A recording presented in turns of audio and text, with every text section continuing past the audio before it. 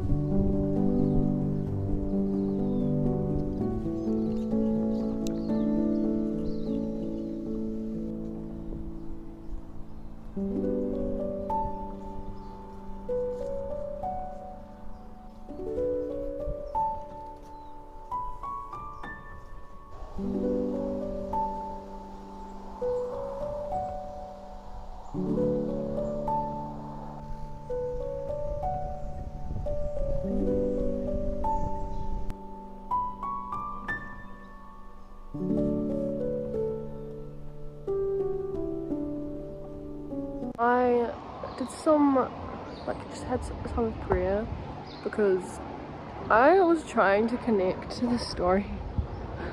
I did both the playlists and it was 0% there, so I thought this is when I just need to pray.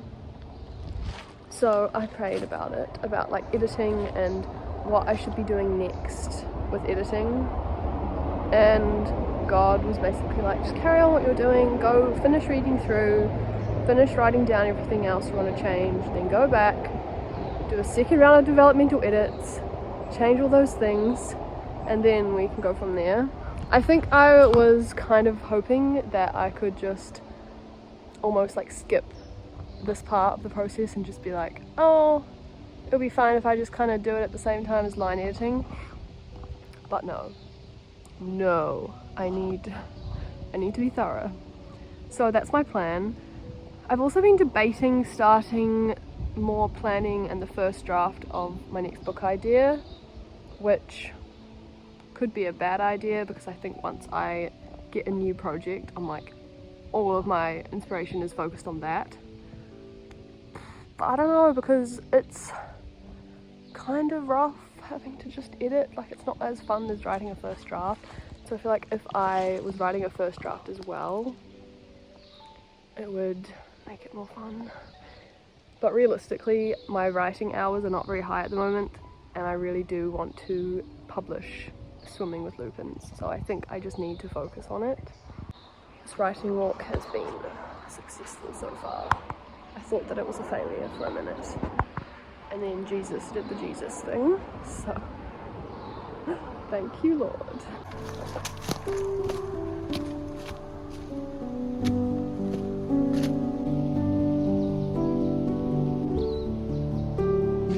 I think I'm gonna go find another spot in the sun and go and read some more of I'll go read some more of Swimming with Lupins. so I can tick off editing for today.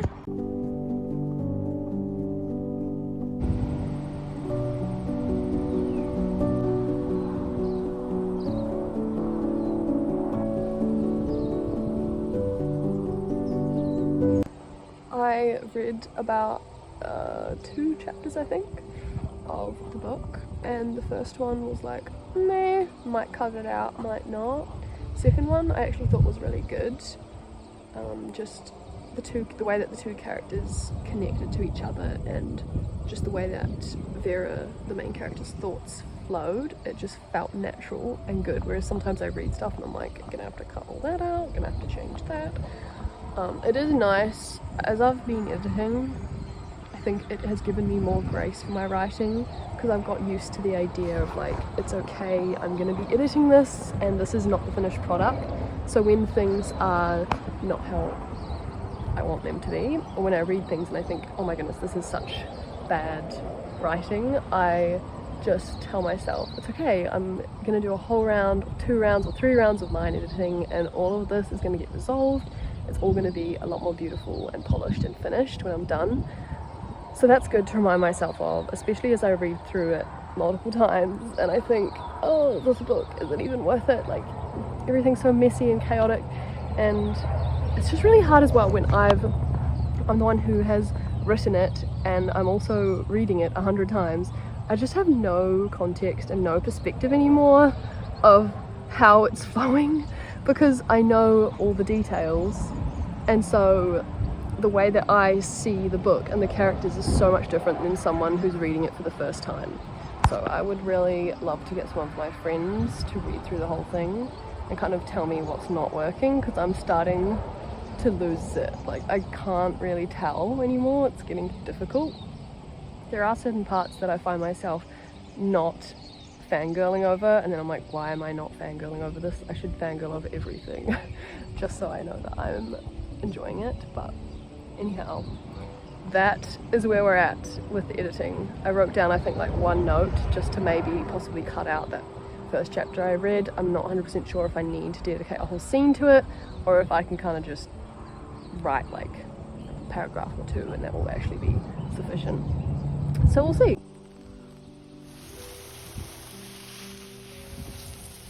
The grass is so lush out. I really hope there's not stinging nettles in here. Well, peeps, thank you for joining me on this writing walk. I hope that you can return soon for our next writing adventure. If you would like to know when I post, you can subscribe.